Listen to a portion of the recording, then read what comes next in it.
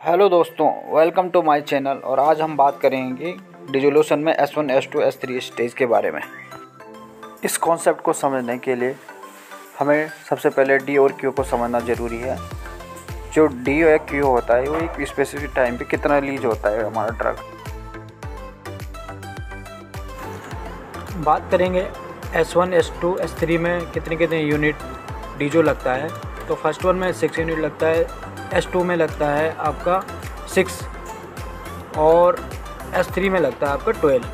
अब S calculation में देखें तो S1 में 6 यूनिट की कैलकुलेशन होती है, S2 में 12 की होती है। 6 जो प्रीवियस होते हैं, 6 जो प्रीवियस वाले होते हैं उसकी होती है, और 6 जो S2 में लगते हैं उनकी होती है। यानी कि 12 बाद में पूरे S2 में 12 लगाने होते हैं, S2 में 12 नहीं लगाने होते हैं।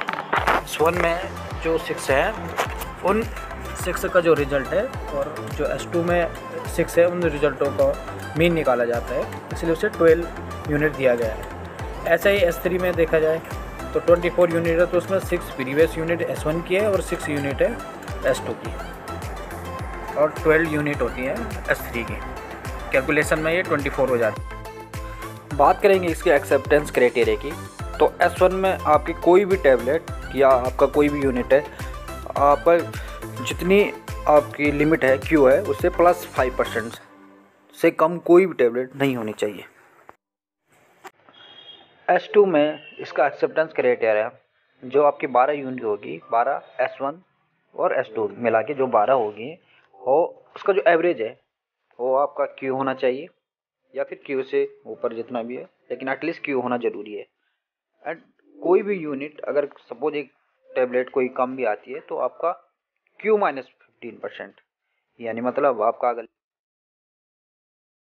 बात करें हम S3 स्टेज की, तो जो इसका मीन होता है वो 24 यूनिट, जो S1 plus S2 plus S3, मतलब 6 S1 में, 6 S2 में, और आपका जो 12 यूनिट है वो S3 में जो यूज होती है, उनका जो एवरेज होता है वो आपका हमेशा Q या Q से एबव होना चाहिए। और अगर आपकी कोई भी यूनिट कम आती है तो सिर्फ और सिर्फ 2 यूनिट, जो आपकी 2 यूनिट होगी वो आपका Q -15%, वो Q -15% से ज़्यादा कम नहीं होनी चाहिए। और अगर कोई कम होती भी है तो कोई भी आपकी एक टैबलेट Q -25 से कम नहीं होनी चाहिए। अब हम एक एग्जांपल से इसे समझते हैं कि कोई भी एक प्रोडक्ट है जिसका जो डिसोल्यूशन लिमिट है वो Q जो है आपका 80 है, प्लस Q प्लस 85, Q हमने +5 कर रखा, वो 85 हो गया सपोज। तो आपका जो रिजल्ट ऑब्जर्व हुए हैं वो 84, 85, 86, 95, 83, 88 हो गया, 88 है, जो कि इसका जो मीन आया 86.83 आ गया। तो इस कंडीशन में क्या है कि each unit is not less than Q +5%, यानी मतलब कोई भी आपकी जो यूनिट है वो 85 से कम नहीं आनी चाहिए। लेकिन आपका 84 आ गया एक यूनिट, या 83 आ गया, तो इसका मतलब ये जो स्टेज है वो S2 में जाएगा। अब हमने S2 स्टेज में 6 यूनिट को लगाया था, तो हमें जो रिजल्ट ऑब्जर्व हुए हैं वो 86, 89, 70, 84, 85, 83% ऐसा करके हमें ऑब्जर्व हुआ है। तो इस कंडीशन में जो कैलकुलेशन होगी कैसे होगी, S1 की जो हमारी 6 यूनिट होगी और S2 की जो 6 यूनिट होगी, तो 6 और 6 12, ये टोटल हो गए 12 यूनिट। तो जो 12 यूनिट है उसका जो एवरेज आया हुआ है 83.12%। अब इस कंडीशन में क्या था कि आपका जो एवरेज होना चाहिए 80% आ रहा है, लेकिन हमारा 80% आ रहा है, तो इसका मतलब हमारे एवरेज में पास है। लेकिन एक और कंडीशन है कि आपका कोई भी जो यूनिट थी वो Q -15 से कम नहीं होनी चाहिए थी। लेकिन यहाँ पे क्या है कि एक 63% आ गया।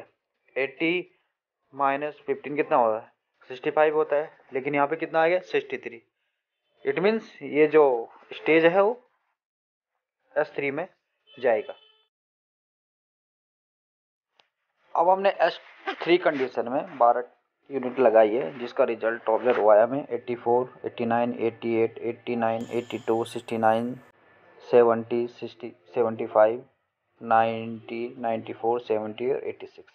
इस कंडीशन में 24 जो यूनिट है उसकी कैलकुलेशन होगी। 24 कैसे हो जाएगी, 12 जो इसके हैं और 6 S1 के 6 S2 के, टोटल हो जाएगा 24। तो 24 का जो हमने मीन निकाला यहाँ पे आया 83%। 83% मतलब हमारा पास है, क्योंकि ये क्यू से एबव ही है, तो हमारी क्यू क्या है 80 है, तो इस कंडीशन में ये पास है। बट इसकी फर्स्ट कंडीशन क्या है कि आपकी जो कोई भी दो यूनिट है वो Q-15, यानी मतलब Q-80 का Q-15 कितना हो गया 65, तो कोई भी दो यूनिट जो आपकी 65 से कम नहीं होनी चाहिए। तो आपको चेक करना पड़ेगा पहले कि 65 से कम तो नहीं आ रहा है, देखना पड़ेगा। हाँ, आपका 63 आ रहा है, जो कि आपका S2 में आया था। बट इसकी सेकंड कंडीशन क्या है कि 65 तो आ गया, इसकी सेकंड जो कंडीशन है वो क्या है कि कोई भी यूनिट Q-25 से कम नहीं होनी चाहिए। अब 63 तो है, लेकिन आपका क्या है यहाँ पे Q-25 कितना है 55, तो इट मीन्स आपका कोई 55 से कम नहीं है, तो आपका 63 है। तो इसका मतलब यह जो स्टेज है S3 स्टेज, इसमें ही आपका डिसोल्यूशन पास हो गया।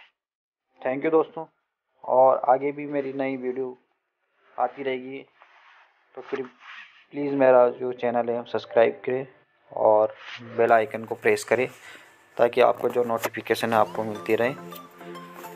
Thank you.